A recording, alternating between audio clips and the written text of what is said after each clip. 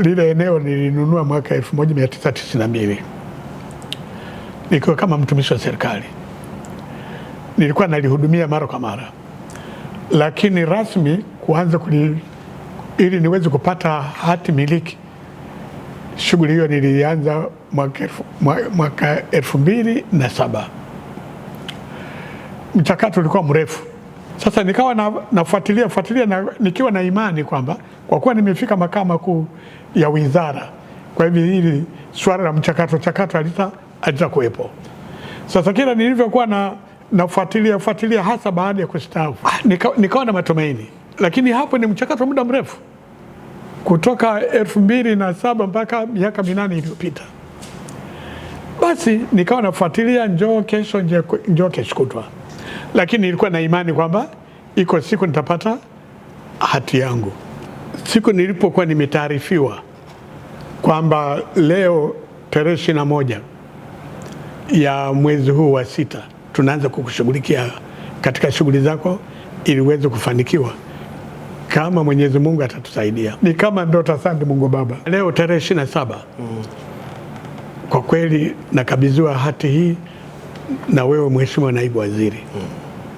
Na vile vile nilikuona unajibu maswali kuhusu watu ambao wanaotafuta haki kwa muda mrefu, na uliwahakikishia kwamba kwa muda mfupi mtu akiomba hati yake kutokana na eneo lake, ardhi, nyumba au kitu chochote kile, atapata kwa muda mfupi. Na kweli yale maelezo yako yale mimi leo nimeshuhudia kwamba ni kweli leo kwa muda mfupi napata hati yangu ambayo nimeitafuta kwa muda mrefu. Mimi na Watanzania wenzangu tulikuwa tunafuatilia sana hotuba za Mheshimiwa Rais wetu, mama yetu mpendwa Samia Suluhu Hassan, na mara nyingi alikuwa anawaahidi kwamba hivi vitu vitaingia kwenye mifumo ambayo mifumo inayosomana, na alituhakikishia Watanzania kwamba hayo mambo yatarekebishwa haraka iwezekanavyo.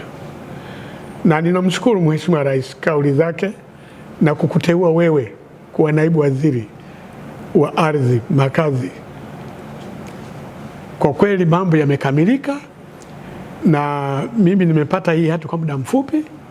Kwa hivyo namshukuru sana Mheshimiwa Rais. Kwa niaba ya Waziri wa Ardhi, Nyumba na Maendeleo ya Makazi, Daktari Leonard Akwilapo, leo hii baba yangu na kukabidhi hati hii ambayo umetabika kuitafuta kwa muda wa miaka 20, lakini ulivyokamilisha taratibu za kupima kiwanja chako ukaomba kwenye ofisi yetu ndani ya siku 2. Mimi nimechungulia kwenye maombi, umeomba tarehe 22 na tarehe 24 ikawa tayari. Leo hii nakukabidhi hati hii iwe ndio kielelezo cha umiliki halali wa ardhi yako. Baba, hongera sana. Asante. Sana. Lakini pia hizi shukrani na pongezi ziende kwa Daktari Samia Suluhu Hassan aliyowezesha kuboresha sekta yetu ya ardhi kwa kutupatia watumishi wengi, na pia kwa kuboresha miundombinu ya utendaji, katika maana kuwa alitupatia fedha shilingi bilioni 5.2. Tumeweza kununua kompyuta hizi na printers kwa ajili ya kuharakisha utoaji wa huduma.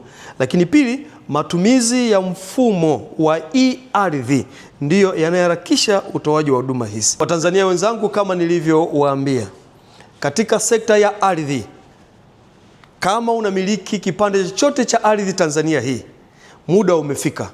Hakikisha unaanza mchakato wa kuomba umiliki wa kiwanja hicho, na nikuhakikishie ukimaliza taratibu zote za kupata documents zinazoonyesha uhalali wa umiliki wa kiwanja hicho ndani ya masaa 48, na kuhakikishia utapata hati yako.